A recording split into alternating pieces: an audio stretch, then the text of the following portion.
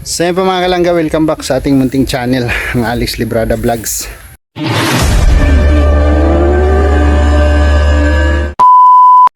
Isang mapagpalang araw po sa ating lahat mga kalangga. Grabe yung sinapit dito ng ating mga pananim, no?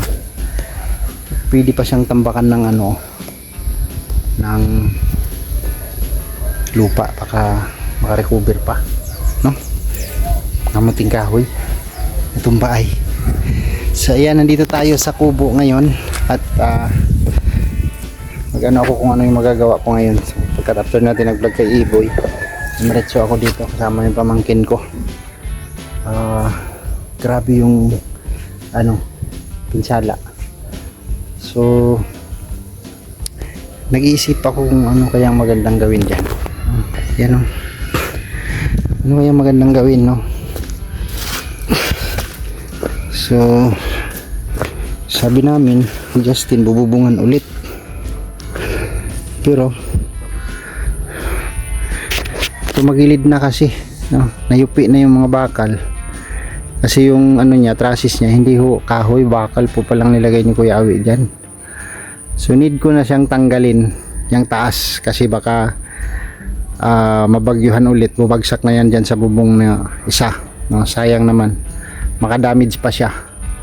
So tanggalin na natin siguro, no? Tanggalin na natin kasi wala na, tumagilid na no? Tumagilid na. Hindi na kayang repairin yan. Kung repairin mo yan, maluwag na rin yung mga dyan. Hindi natin alam kung may mga na dyan, yung matatanggal na. So yan natin, no? Kasi sinecured ko yung mga nakabox dyan sa taas. Babaklasin ko to lahat kasi punit na rin yung mga trapal doon sa gilid, no? Baklasin ko yan lahat, linisin ko para maano natin kung anong magandang gawin dito, no? Tingnan natin kung ano yung magandang magagawa natin dito sa kubo, sa mini kubo ni Kuya Awi. grabe ang nangyari, sobra. So ang mga tanim natin wala na. Ayan, luya, kahit tinaas ko yung lupa dito pero wala pa rin, bumigay pa rin yung talong. Kung makaka-recover pa siya.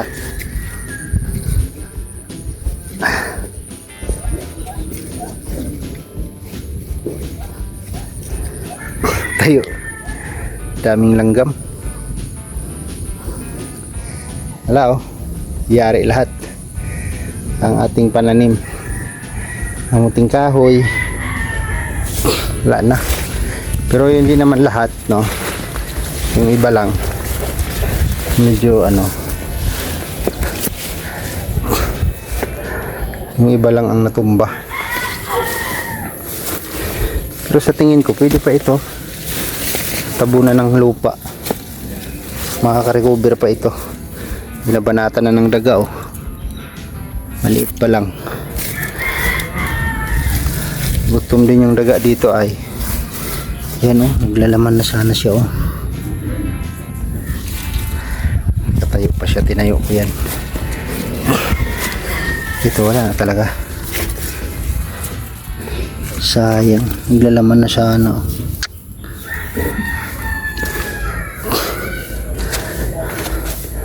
Okay lang yan, walang nangyari sa akin trellis, gutay-gutay. Tanggalin ko na lang to para lumuwag dito. Tapos papatagin natin yan dyan, para magandang tingnan.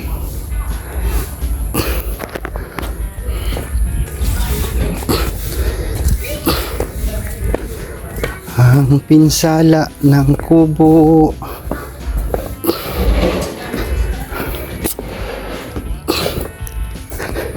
Tingnan ko muna kung ano yung magandang magagawa natin dito.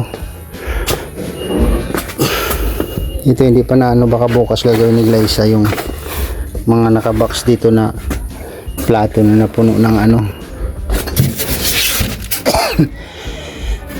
wala naman palang laman.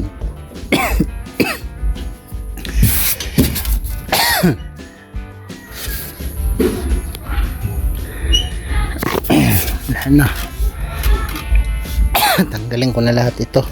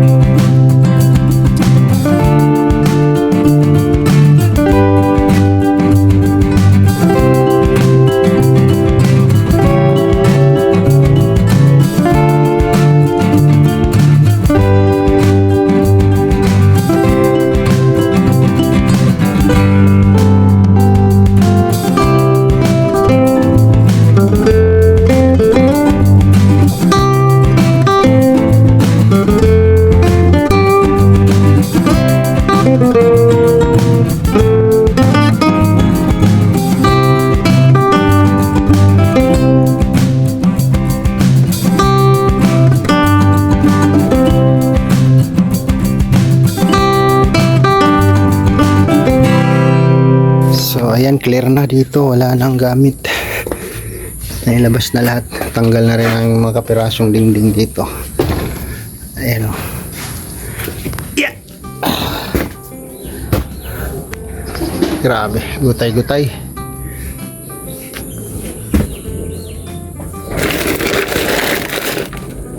Ikit muna tayo sa taas. Tayo itong hideout ni Paring Awi.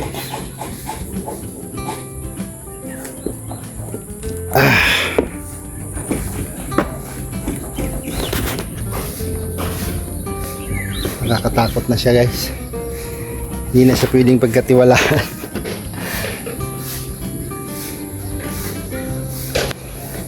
Sumasayaw na siya. Sayang yung pinulik. Ay, mga bar down tayo dito. So ayan, grabe yung pinsala dito, yung nangyari sa Camarines Norte. Mga bahayo, bahay ni tatay, tagilid din. Grabe yan. Puti dito, mga malalaking bahay na, no? Yan o, malinis na pati. Tapos hanggang doon wala na. Oh, kita nyo, umuga-uga na. Delikado na ito. So, hindi na siya pwedeng dispunahin, no, or ayusin. Kung ayusin ito, babaguhin yung poste, tapos papalitan lahat ng kahoy. Kasi yung mga pinagpamakuan nito lumuwag na, no? Tanggal na yung iba, kaya delikado ito pag inayos pa. Wala na rin lakas ito, no? So ayan, tinir ko muna yung gamit, no? Lahat ng gamit dito tinanggal ko muna. At guys, sa lamisa, ayun, no? Lahat ng mga boxes yung tinakpan ng luna. Tapos dito yung mga pwede lang naman siyang mabasa, tinakpan ko pa rin ng yero, yan, no? Sa baba. So po yung sistema ng gagawin natin dito para walang sagabal sa pagbaklas, no? Grabe, sira-sira yung ating kamuting kahoy. Sana makarecover siya, no? Paikot yan. Tapos yung mga okra at saka talong wala na, wash out. Ang natira na lang dyan kamuti at saka kamuting kahoy, no?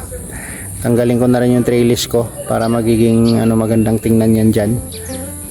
Tanggalin ko na yung trellis, tapos linisin ko na yan dyan para maluwag siya, no? Pag maraming tao December o di maluwag siya, no?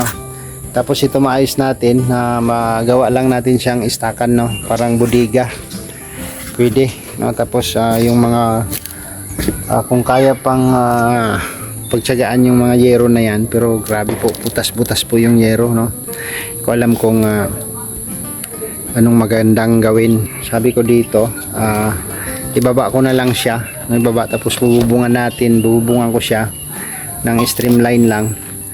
Tapos parang na lang, istaka ng mga gamit, mga kagamitan, no?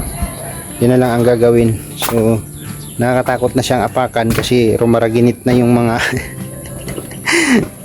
rumaraginit na yung mga part, no? May mga part na nag-uuga-uga na siya, kaya hindi na mapagkatiwalaan. Baka mamaya bibigay, may madisgrasya pa tayo dyan, no? So clear muna natin yan para sa pagbaklas natin sa taas. Wala na sagabal, wala na siyang gamit. Yan, kuha na lahat yung mga gamit, nandito na. Dinakpan ko lang ng yero. Tapos yung mga box dito ko nilagay muna sa lamisa, yung mga boxes, no? Mga plastic box. Matibay naman ito kasi simento man ito, no? So medyo pahirapan po yung paggawa, no? At pamangkin ko lang yung kasama ko dito ngayon. So na lang, dandahan lang. So i-continuous ko to bukas kung ano po yung magagawa ko bukas, kasi sa Lunes po lalarga na kami, no? Pagbalik ko na lang ito ayusin. kung ano yung magandang gawin dito para maplastar natin siya ng maayos at may arrange natin yung mga gamit na natitira dyan.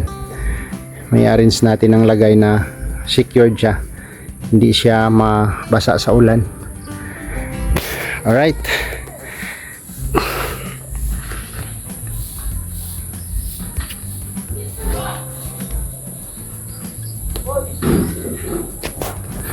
so yan, hanggang dito na lang muna yung ating vlog.